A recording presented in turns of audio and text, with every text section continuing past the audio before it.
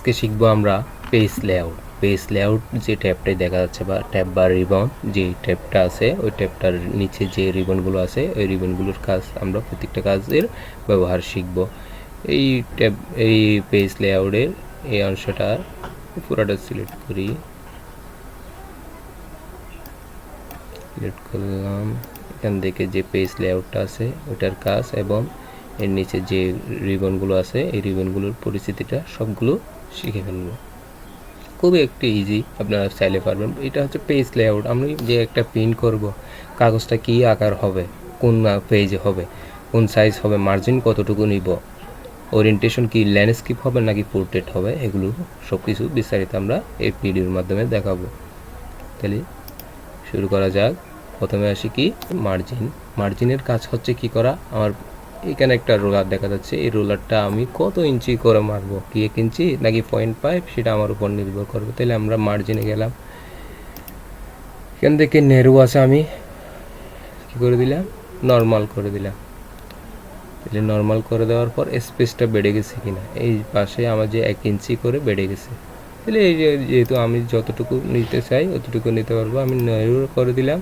কারণ আমার যদি কাস্টমাইজ, আমার এখান থেকে একটাই সুইচ হচ্ছে না, তখন কি করব, তখন আমাকে কোথায় যেতে হবে, কাস্টমাইজ মার্জিনে যেতে হবে। এখান থেকে টপে কত রাখবো, আমি টপে রাখবো 1.0, এখানে রাখবো আমি লেফটে 0.5 রাখলাম, রাইটে 0.5 রাখলাম। এরপর আমি বটমে আমি 1.5 রাখলাম, 1.0 রাখলাম। এখান থেকে পোর্ট্রেট হবে নাকি ল্যান্ডস্কেপ হবে সেটা আপনাকে সিলেক্ট করে দিতে হবে। আমি পোর্ট্রেটই রাখবো, এখান থেকে ওকে করে দিব। হয়ে গেছে। এখন দেখেন তো সেম আপনার নিজের ইচ্ছে মতো করে আপনি তৈরি করে নিতে পারবেন। ঠিক আছে। এরপর আসি, এখন আমার এক পেজটা এক সাইজের করতে হচ্ছে। তাহলে আমরা এখান থেকে কাস্টমাইজে এসে এখান থেকে অ্যাপ্লাই টু, যদি এক পেজটার সাইজটা এক রকমের করতে চাই তখন আমাকে এই জায়গা থেকে দিস পয়েন্ট ফরওয়ার্ডে ক্লিক করে দিই। তখন মার্জিনটা যতটুকু রাখবো অতটুকুই হবে। এখান থেকে যেহেতু আমি একটা ক্লিক করব তো সেহেতু একটাই হবে। যদি আমি সিলেক্ট করা অবস্থায় যদি এই পেজটাকে করতে চাই তাহলে দিস পয়েন্ট ফরওয়ার্ডে ক্লিক করে দিতে হবে। ওকে দিলাম। এরপর আসি কি ওরিয়েন্টেশন। আমার পেজটা আমি কন্ট্রোল দিয়ে একটু ছোটো করে দিই, এক পেজে কভার করে ফেললাম আমার সিভিটা। এই সিভিটা এখন চাচ্ছি কি আমি ল্যান্ডস্কেপ থেকে ফুট ওরিয়েন্টেশনটা আমি ল্যান্ডস্কেপ করতে চাচ্ছি। কী করতে চাচ্ছি, ল্যান্ডস্কেপ। তাহলে আমি এখান থেকে আমি ল্যান্ডস্কেপে ক্লিক করলাম। আমার পেজটা কী হয়ে গেছে, পেজের ওয়েটটা বাম থেকে ডান দিকে একটু বড় হয়ে গেছে, ঘুরে গেছে। পেজটা আগে ছিল এরকম পোর্ট্রেট খাড়া অবস্থায়, এখন কী হয়ে গেছে, ঘুরে গেছে, উল্টে গেছে আর কি। তাহলে এখান থেকে যেটা প্রয়োজন সেটা আপনি অ্যাপ্লাই করতে পারবেন। এরপর আছে মোস্ট ইম্পর্ট্যান্ট একটা পার্ট হচ্ছে কি পেজ সাইজ। পেজ সাইজটা আমি এই যে সিভিটা করছি, এই সিভিটা এখন আমার প্রিন্ট আউট বাইর করতে হচ্ছে। বাইর করতে চাইলে আমাকে কোন পেজ নিতে হবে, কি লিগ্যাল পেজ নিব নাকি A4 সাইজ পেজ নিব না, কারণ আমার পেজ নামটা মনে নাই। তখন আমাদের যখন কোনো কিছু প্রিন্ট করতে চাই তখন বেশিরভাগ দেখা যায় A4 সাইজ পেজ নিয়েই প্রিন্ট করে। অথবা আমার একটা দলিল যদি প্রিন্ট করতে চাই তখন দলিলের পেজগুলো একটু বড় আকৃতির হয়। তাহলে এখান থেকে ক্লিক করতে হবে, সাইজে যেতে হবে। সাইজে ক্লিক করে আমাকে, আমি যদি দলিল আকার করতে চাই লিগ্যাল ক্লিক করতে হবে। আমার পেজটা আরও অনেক বড় হয়ে গেছে কিনা দেখেন। এবং পেজটা লিগ্যাল পেজ, অর্থাৎ লিগ্যাল পেজ হচ্ছে কি স্ট্যাম্প পেজ। যে স্ট্যাম্প পেজগুলো হচ্ছে কি আমরা দলিল লিখি ওই দলিলের পেজগুলা। তাহলে এগুলো যদি আমাদের প্রয়োজন হয় তখন আমরা লিগ্যাল পেজেই নিব। লিগ্যাল পেজের দৈর্ঘ্য প্রস্থ হচ্ছে কি 8.5 ইন্টু 14 ইঞ্চি, অর্থাৎ প্রস্থ হচ্ছে 8.5 এবং দৈর্ঘ্য হচ্ছে 14 ইঞ্চি। এবং A4 সাইজের দৈর্ঘ্য প্রস্থ হচ্ছে 8.27 প্রস্থ, দৈর্ঘ্য হচ্ছে 11.69। তাহলে এগুলো আমরা বেশিরভাগ ব্যবহার করি লিগ্যাল পেজ এবং A4 সাইজ। যেহেতু আমরা যখন কোনো কিছু ছোটো কোনো কিছু লিখি তাহলে লেটার পেজ আমরা চুজ করি, না হলে আমরা A4 সাইজে ক্লিক করে এখন দেখেন আমার পেজটা সাইজটা কি হয়ে গেছে, A4 সাইজের পেজ হয়ে গেছে। এরপর আসি কলাম। কোনো ক্ষেত্রে আমরা বেশি দেখি এই কলামের কাজটা, যদি প্রশ্ন করার ক্ষেত্রে 2 কলাম এটা করে দিলে এই লেখাটা শেষ হয়ে গেলে এই পেজে চলে আসে, অটোমেটিক চলে আসে, এইখান থেকে আবার লেখাটা শুরু হয়, অন্য পেজে যায় না। তাহলে এখন আমি কলাম 3 কল করে দিব, কলাম 3। এখন দেখেন 3টা কলামে পরিণত হয়ে গেছে। দেখেন আমার স্কেলটা, একটা স্কেল ভেঙে কয়টাতে পরিণত হয়ে গেছে, একটাতে, দুইটাতে, 3টাতে পরিণত হয়ে গেছে। আমি বোঝার জন্য একটু মার্ক করে দেখাই। দেখেন একটা স্কেল হয়ে গেছে, আরেকটা ভেঙে কয়টা কলামে পরিণত করে দিছে, 3টা কলামে। এটা যদি আমাদের প্রয়োজন হয়, এটা কলেজের ক্ষেত্রে বেশি ব্যবহার করে, একটা ব্যাংক কপি, একটা কলেজ কপি, একটা স্টুডেন্ট কপি, এগুলো বেশি ব্যবহার করা হয়। তাহলে কলামের কাজ প্রয়োজন হলে আমাদের এই কলামে এসে কাজটা করে দিতে হবে। আমি কতটা নিব এটা আমাকে করে দিতে হবে, সোর্স করে দিতে হবে। আমরা একটা কলামে পরিণত, এখন দেখেন স্কেল 3টা দেখা যাচ্ছে। তাহলে আমি এখানে আবার একটা করব, ওয়ানে ক্লিক করে দিলাম, স্কেলটা আবার একটাতে পরিণত হয়ে গেছে, পূর্বের জায়গায় চলে আসছে। এটা হচ্ছে কি কলামের কাজ।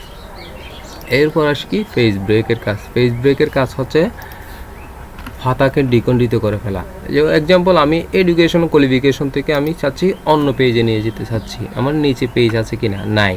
তাহলে আমি এই লেখাটা অন্য পেজে আলাদা করতে চাচ্ছি। এই পেজে অতটুকু থাকবে, দ্বিতীয় পেজে থাকবে, এখান থেকে শুরু হবে। তাহলে এখান থেকে আমাকে ক্লিক করতে হবে, যেখান থেকে আলাদা করতে চাচ্ছি ওইখানে ক্লিক করব, কার্সারটা সামনে রাখবো, এই জায়গায় রাখলাম। এরপর আমি পেজ ব্রেকে ক্লিক করে দিলাম। এখন আমি কীভাবে করতে চাচ্ছি, কলাম আকৃতি নাকি আমি পেজ ব্রেকই করলাম। দেখেন পাতাকে ডিকন্ডিত করে আরেকটা আমি যখন প্রিন্টে ক্লিক করব, দেখেন একটা পেজে হয়ে গেছে, একটা পেজে হয়ে গেছে। তাহলে দুই পেজে দুইটা কি হয়ে গেছে, ভাগ করে ফেলছে। এরপর কি আছে, লাইন নাম্বার। আমি এখানে কয়টা লাইন আছে আমার শর্টকাটে দেখতে হচ্ছে, কয়টা লাইন লিখছি আমি ওইটা দেখতে হচ্ছে। তাহলে লাইন নাম্বারে ক্লিক করলে আমি কন্টিনিউস ক্লিক করলে এখানে কয়টা সারি আছে ওইটা অটোমেটিক আমার এটা চলে আসছে। তাহলে এখান থেকে আমার এখন যেটা প্রয়োজন সেটা আমরা লাইন নাম্বার থেকে গুনতে পারি সহজে, নান করে দিলে ওটা দিব। এরপর কি আছে, হাইপেন্টেশন। হাইপেন্টেশনের কাজ হচ্ছে, আমি এটা একটু আগে ক্লিয়ার করি, ক্লিয়ার অল ফরম্যাটিং।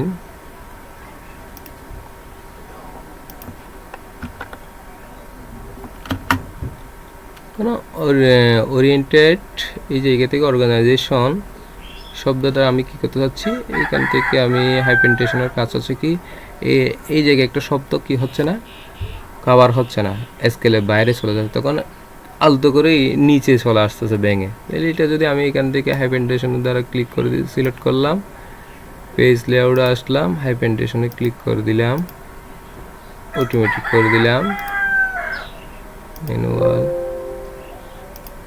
দেখেন আমারটা ভেঙে, অর্গানাইজেশনটা ভেঙে হাইপেন দিয়ে এখানে নিচে চলে আসছে। তাহলে এখান থেকে যদি কোন জ্যায়ের মতো এটা জাস্টিফাই হয়তো উভয় পাশে সমান করে দিবে। আর হাইপেন্টেশনের কাজ হচ্ছে কি, ভেঙে এইরকম একটা হাইপেন চলে এসে নিচের শব্দগুলো, বাকি শব্দগুলো বসবে একটা শব্দের।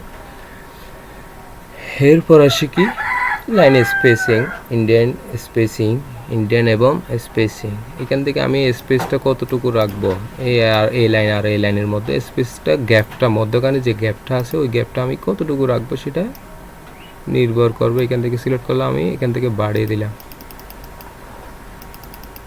ট্যাবের মতো কাজ করতেছে। তাহলে এখান থেকে আমি রাইডে নিয়ে যেতে চাচ্ছি, তখন আমি এখান থেকে ক্লিক করবো। সাধারণত আমরা ওইখান থেকে করে দিই, ট্যাব মেরে, এখান থেকে করতে হয় না। দেখেন লাইন স্পেসিংটা বেড়ে যাচ্ছে কিনা, যখন যতটুকু প্রয়োজন আপনি অতটুকু নিবেন, এলে নেওয়ার দরকার নেই। বুঝে গেছে? এবার আমি ওটুতে না রেখে আবার পূর্বে জায়গায় চলে আসলাম। আফটার স্পেসিং, এই যে এটিও দেখেন স্পেসিংটা বেড়ে দিচ্ছে। আমি কার্সারটা এখানে ছিল, আমি যদি এখানে রাখতাম স্পেসিংটা বাড়িয়ে, দেখেন বুঝছেন, টুল সেট দিয়ে পূর্বে জায়গায় চলে আসলাম।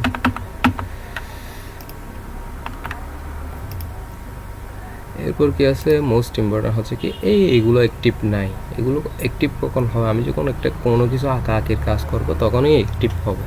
এগুলো ফরম্যাটিভ পাবো আমরা। আমি এখান থেকে এই ছবিটা যখন ক্লিক করছি সাথে সাথে এগুলো অ্যাক্টিভ হয়েছে। তখন এগুলোর কাজ কি, এই ছবিটা যেদিকে নিয়ে যাচ্ছে ওদিকে লেখাগুলো মুভ হয়ে যাচ্ছে, সরে যাচ্ছে। আমি এটাকে ডুপ্লিকেট করব, এই পিকচারকে কন্ট্রোল ডি দিয়ে ডুপ্লিকেট করলাম। ছবি কয়টা হয়েছে? 2টা হয়েছে। এখন এই ছবিকে আমি এই ছবির পিছনে পাঠাতে চাচ্ছি, তখন আমাকে ক্লিক করতে হবে স্যান্ড ব্যাকগ্রাউন্ডে ক্লিক করব, ছবিটা পিছনে চলে। এখন আমি এই ছবিটা এটার উপর উঠাতে চাচ্ছি। এটা শেপ হোক, এটা পিকচার হোক, যে কোনো কিছু এটার উপরে নিচে করা যাবে। বিগিনিং ফরওয়ার্ডে ক্লিক করে দিলে এটা আবার উপরে চলে আসছে। এরপরে কি আছে? ওয়ার্প ট্যাক্সের কাজ হচ্ছে কি, আমি এই ছবিটা যেদিকে নিয়ে যাব ওদিকে লেখাগুলো কি হয়ে যাবে, এখানে এখন ফ্রিভাবে যে কোনো জায়গায় নিয়ে যাচ্ছে। আগে কীরকম ছিল? আগে ছিল এখান থেকে যেদিকে নিয়ে যাচ্ছে ওই দিকের লেখাগুলো কী হয়ে যাচ্ছে? মুভ হয়ে যাচ্ছে। তাহলে এখান থেকে আপনি পজিশন অনুযায়ী আপনি কী করবেন? ব্যবহার করবেন। এরপর আমি এই ছবিটা ক্লিকই কোথায় যে আমি একটা ডিলিট করে দিলাম, এই ছবিটা আমি এই জায়গায় বসে দিলাম। এখন এখান থেকে পজিশন এই জায়গায় আছে, এই জায়গায় আছে। এখন আমি এটা কোন পজিশনে আছে? লেফট পজিশনে আছে। এই ছবিটা আমি কোথায় নিয়ে যাচ্ছি? রাইট পজিশনে। তাহলে এখান থেকে ক্লিক করলাম, এখান থেকে আমি রাইট পজিশনে, অটোমেটিক ছবিটা চলে আসছে। এখন আমি চাচ্ছি কি লেফট পজিশন, আমি এখান থেকেই করতে পারবো। সেন্টার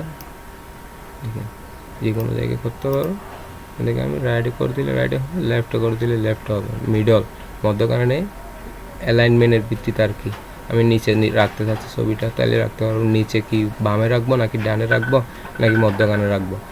মধ্যখানের পেজের মধ্যখানে, কোন পেজের মধ্যখানে লেফটে রাখবো নাকি রাইটে রাখবো নাকি সেন্টারে রাখবো, সেটা এখান থেকে পজিশনটা ঠিক করে দিব। ক্লিয়ার? এরপরে আসি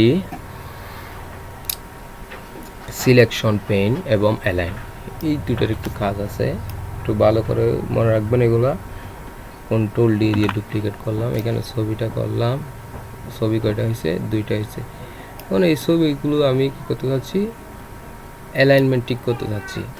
তবে এখানে ছবি কয়টা? 2টা না? এখন আমি অ্যালাইনমেন্টে সিলেকশন পেনে ক্লিক করলে আমাকে পিকচার 1 পিকচার 2তে দেখা যাচ্ছে কিনা, এখান থেকে কয়টা পিকচার আঁকছেন অথবা কয়টা শেপ আঁকছেন সেটা দেখা যাবে। স্পেস দিলাম, কেটে দিলাম।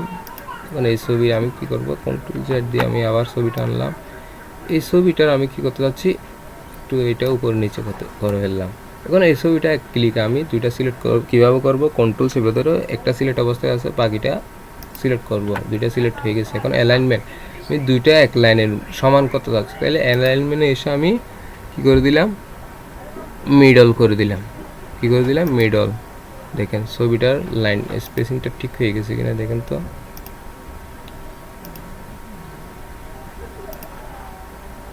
তাহলে এবার 2টা সিলেক্ট করে আমি একটু নিচে নিয়ে আসলাম, দেখেন সমান হয়ে গেছে কিনা। কারণ আমি এই 2টা পিকচারকে আমি একদম সমান দূরত্বে করতে চাচ্ছি, তখন সেন্টার করে দিলাম। দেখেন কারণ একটার ভিতর 2টা ছবি একটার ভিতর বসে গেছে, দেখেন বুঝছেন?